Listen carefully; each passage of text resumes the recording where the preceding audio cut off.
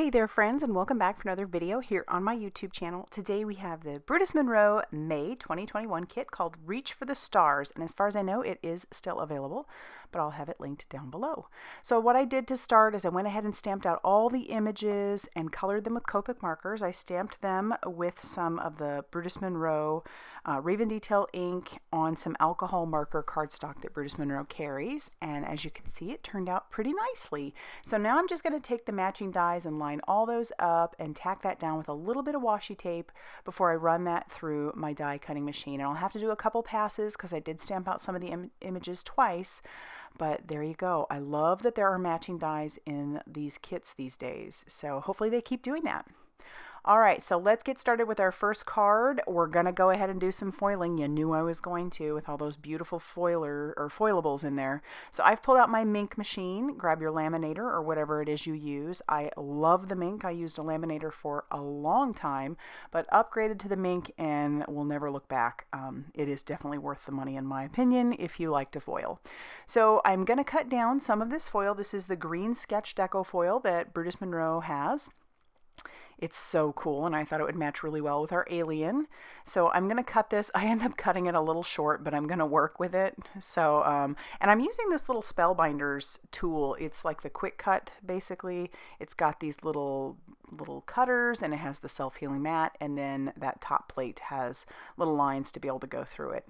I'm going to sweep off the foilable as well as the back side of my foil, and then I'm going to run this through my die cutting machine using that. It almost looks like a laminator pouch, but it's not. And as you notice, I have two pieces of copy paper that I use, and I use that because sometimes I get a transfer, and I will have that with this because I didn't cover that foilable completely. Some of that laser is going to transfer over to the copy paper, and that's why I do that, and just keep some of the mess off of my little clear mat.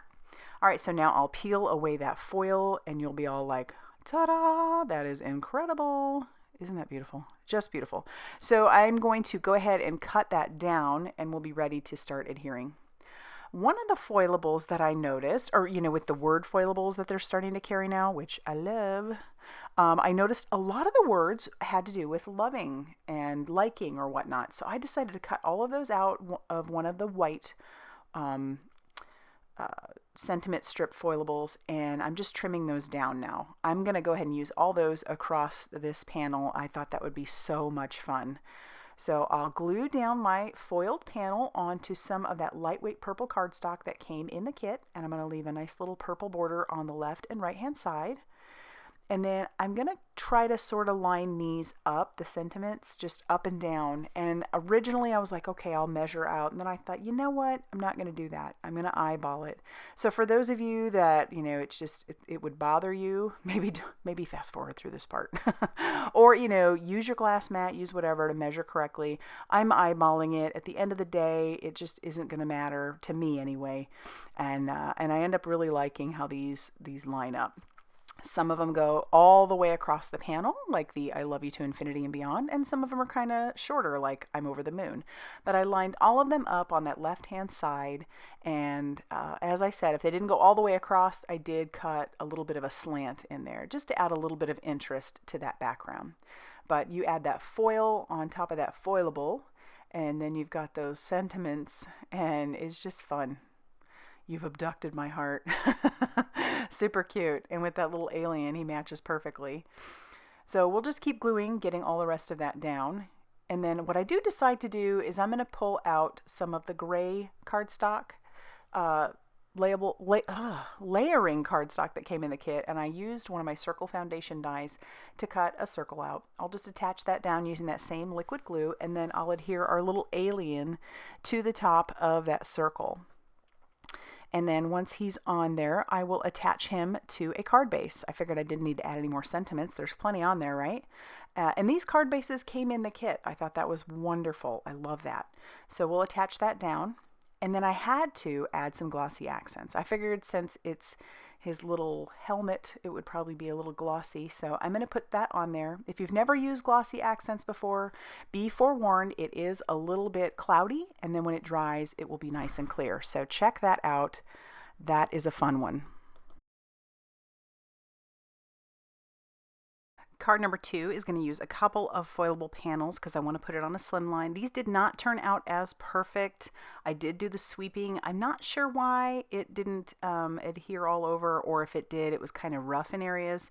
You know, in some spots you can see where the lines were, and that's okay. I'm all right with that, and we can work with it, so I'm not really that concerned about it.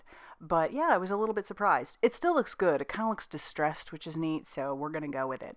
I pulled out one of the pre-cut bases that Brutus Monroe carries, and I scored this at 3.5 inches. So it's 3.5 inches by 8.5 inches. That's what my slim line will be. And then I'm just going to attach this. Yes, there will be a seam, but we're going to cover that. We're going to work with it. And I don't know if you can hear Miles in the background. He is having a fit about something. So I'll have to go check on him in a minute. All right, but I'm going to go ahead and glue down these panels. Like I said, there will be a seam. And before I cut anything down, I wanted to attach it because I figured that would be easier to cut it if I waited. So that's what it looks like. A little distressed in a few areas, but it's actually really pretty.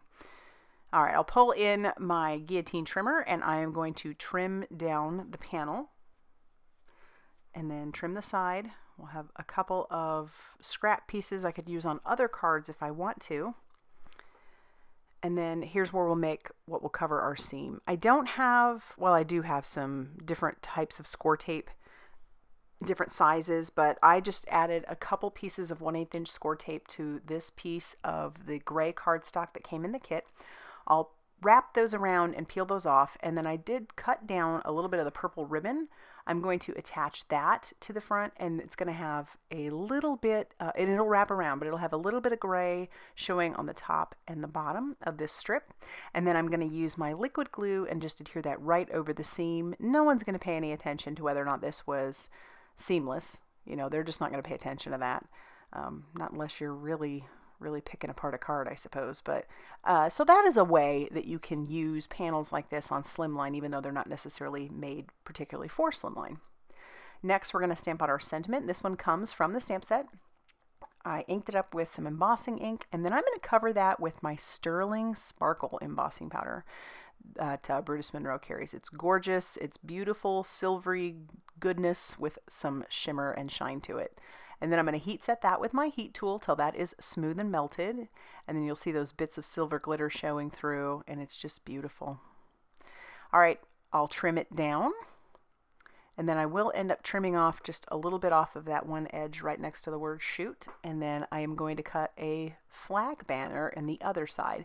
So how I do that is I snip right into the center, and then I go from corner to center, and then it's, you know, virtually perfect.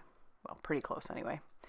All right, now that I've discovered what image I want and where I want that sentiment, we're just going to glue those down using some more of our liquid glue. I love that little alien in there like he's checking it out. And then we'll put down our sentiment, and then we're going to bring in some of those little foam stars stickers, and we'll put a few of those on there. I just thought that would be a fun little element to add. And then once I get all of those put on there, that's going to finish off this card. I love how that turned out. Those little foam stickers are perfect because they just don't add too much, and it's wonderful. So I love how that one turned out as well. For card number 3, I'm going to pull out the embossing folder that came in this kit, and I have a piece of the teal cardstock, and I'm going to run this through my die cutting machine. Follow the instructions on your die cutting machine and you'll have a perfectly embossed image. Next, I'm going to take that chroma mist that came in the kit as well, shake it up like a bell side to side just to avoid any clogging, and then I'm going to spritz that on that background. I wanted to see how it would look on a background that wasn't super black. Still a dark cardstock, but not like a crazy dark cardstock. And I'll tell you what, it worked, I think, really well. Now, obviously, you're going to have more of an effect on the darker cardstocks, but I think it looks really pretty on this teal cardstock as well. I'm drying it now, and you'll notice that it's flattening out as I dry it, and it almost looks like bleached paper, in my opinion, because I have used bleach on paper before, and this is kind of what it reminds me of, and I like that look a lot. I think it looks really, really pretty. So there you have our background. The next step is I cut down some of the purple cardstock that came in the kit, and I already got a sentiment ready to go. Next I'm going to take some of the ribbon, and I'm going to cut 2 of those actually. I decided I wanted to have 2 of them on there. And then I'll take some score tape, and I'm just going to put a strip of it at the top and the bottom on the back. I'll peel off that release paper, and then I'll start attaching the ribbon to that. I'm going to do my best to just kind of line it up, make it as straight as possible. I'm not attaching it on the front, and I don't think that really proves to be a problem because I'm going to take the purple cardstock, and that's going to go basically right over the top of where our ribbon is. Looks kind of weird right now, but it will even itself out. So I'll use the score tape on the back of that as well. And this is, I think, 1/2 inch score tape. So I'll just put a couple strips of that on the back. That'll make sure that it's not going to go anywhere. And once again, when I do finally stick this down, I end up having a little bit of issue with straight. It's like I don't even think about that sometimes. So I just stuck it down, and it's not perfectly straight. It doesn't bother me that bad, but there's no fixing it at this point. When you use score tape on especially a thinner cardstock, yeah, it's not coming up. So I'll attach down my sentiment, and then now I'm going to glue down the rocket as well. You could use foam tape, but I've been kind of just sticking to the liquid glue recently. Makes mailing even that much easier. And then we'll attach this down to one of the card bases in the kit. And then I do bring in the glossy accents one more time. That'll just go over that centerpiece. If I can get it to go down. Believe it or not, I've almost finished off this little bottle of glossy accents. And there you have it. That is card number 3. Love how that one turned out. Unfortunately, I had a mishap with making card 4, so you're not going to see me make it. I went ahead and made it thinking that my camera was on, and it wasn't. I foiled it, but what I actually did was trace the rocket onto some Heffy tape, and Heffy tape is like Post-it tape basically, so I was able to make a little mask, and I covered the rocket, so that way when I put it through the foiling machine, it didn't hit all those parts. And then I Copic colored it, and here's the card you have. That foil is the Brutus Monroe Blue Waves Deco foil. Love that stuff. But again, I'm so sorry we had operator errors. Well, hopefully card number 5 will make up for number 4's mishap. What I'm doing is I have a piece of orange cardstock that I've cut down to 4 1/4 by 5 1/2 inches, and I'm putting this into my MISTI, and I'm grabbing all the little star shapes. There are so many great ones in this stamp set, and I'm just putting them at the upper part of the card. I am going to heat emboss, so I've got my magic powder bag. I am going to ink up the images with some embossing ink by Brutus Monroe, and then I'll cover that with the Brutus Monroe Alabaster embossing powder. And then once I get that put on there, I'm going to move the card up, and I'm going to keep the same configuration. So this is one way to use those tiny stamps that sometimes come in a set. Make a background with them. That's super fun. And it really gives kind of a cool effect. So I'll just keep going all the way down the paper, doing the same thing. At this point, I am going to have to cover that and then heat emboss it, but it will go all the way to the edge. And notice how I did have some of those coming off the edge as well. All right, here's where I do something really cool. I did not think it was going to turn out like this, but I love it. I have the new Lunar paste by Simon Hurley Create, and it is in the Brutus Monroe store. So I have the traffic cone, after I'll make a little bit of a mess with it.